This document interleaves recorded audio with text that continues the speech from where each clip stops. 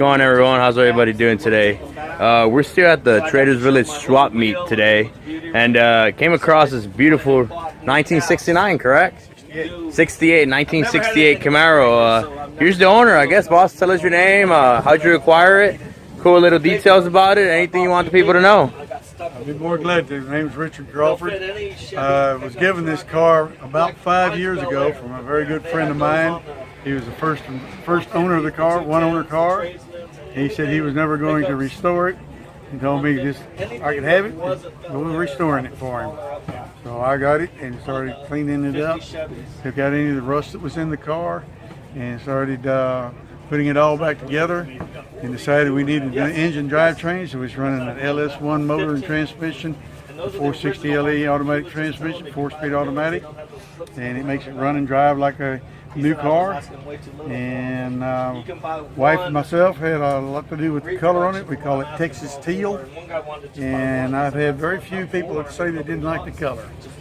No, it's definitely a unique color. That's one of the main things that brought me over to the vehicle. I've never seen that color before, especially on a Camaro like this. It's a great choice of color. It brings out the shine on it when the sun hits it. Definitely. It's got a lot of pearl in it, including turquoise pearls and silver pearls in it, so they will shine. Even in the clouds, it still tends to bring out the light in it. That's what your pearlescent type stuff does when you colors. Definitely. And you had mentioned it before the interview. How many coats did you say it took you to actually choose the color of the vehicle? It took us about 4 months. It was 3 of us involved in selecting the color, and we had about 15 color shootouts in order to come up with this color that everybody agreed on, that's the color that we wanted to paint this car. Awesome, awesome. I did all the work on this automobile. I did it in my garage. I do have a lift in my garage, which helps a whole lot, but I did everything on this car except for the headliner and the seat covers themselves. I had that done by a professional, but I did all the motor work, all the body work, all the paint work in my garage. Pretty cool. Is there a reason why you decided to keep it original on the outside? We call it a resto mod, and then being a resto mod means that the car looks all original, but it's got late model drivetrain in the car, so it drives and runs electronic carburation on the thing, electronic fuel injection. Correct. And the 4-speed overdrive electronic overdrive transmission gets the best of both worlds. It's extremely fast, and it gets good gas mileage. That's something you can't get out of the old stuff. Definitely. As I was scrolling through the book you got there, I saw a fun little quote that says, "Where the wires at?" These new late engines, they're full of wires, full of sensors. How did you manage to hide most of them? Because you look at the engine itself, and you really ask yourself, where are the wires? It's all influenced probably by Foose on television shows. You try to route your wires to go up inside the fender wells and go behind everything so that it cleans up the engine compartment. Otherwise, you open the hood on late 80 model cars, something like that, all you see is wires. And it takes away from the way the vehicle looks. So we go in and we try to put the wires away as best we can. There's a lot of them that have even less wiring on it. But this is not for a show car. You know, it's been a lot of shows, won a lot of first places. It is a driver, as we call them. That's definitely a good part about it. You know, I love people that actually drive their cars, cruise it around. You know, might not be often, but they're not trailer queens by any means. How often do you drive the vehicle? I try to drive it as often as I can, so we'll get it out at least every week or so. I have probably about 4,500 miles on it in the last year and a half.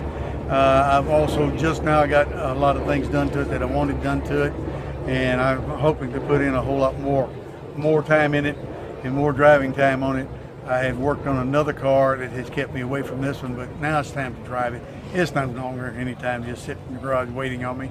I'm going to drive it more. Awesome, awesome. Well, that's great to hear it, honestly. Hope to see it on the streets of Houston anytime soon, you know. Maybe we'll run across it. What part of town are you at? We live here close to Jersey Village on the northwest side of Houston, and it'll be running around this part of the country. Awesome, awesome. A lot of times it will go down. It will be over in the Rosenberg area too. The gentleman, the original owner, like I say, good friends with him. He borrows the car from me, and he'll keep it a month or 2 months if I can't get it back from him faster. And he drives it every weekend, every day basically. He'll drive it every evening. He loves to get out and drive his neighborhood out in kind growth. Definitely. Well, you do have some power under the hood.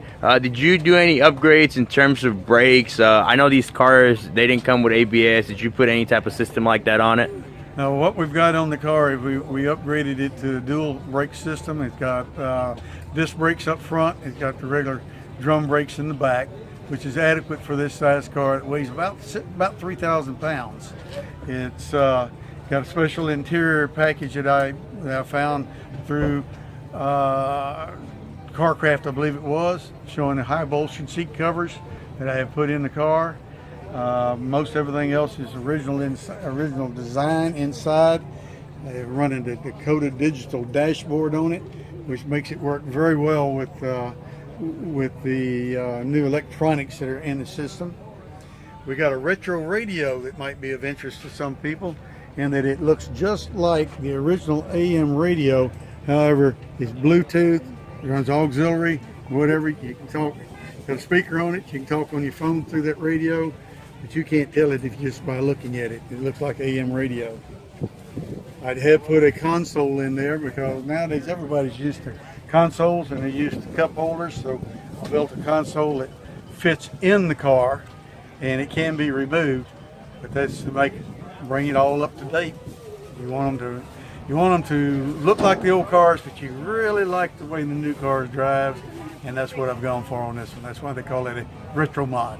Definitely, boss. Well, I'm gonna go ahead and do a quick walk around on it. Sure. And thank you very much for the interview, boss. The car really, it caught my attention, honestly. I just needed to find the owner, talk to him, and now that you mentioned it, that you drive it, I wouldn't necessarily say a daily driver, but you do drive it quite a few times.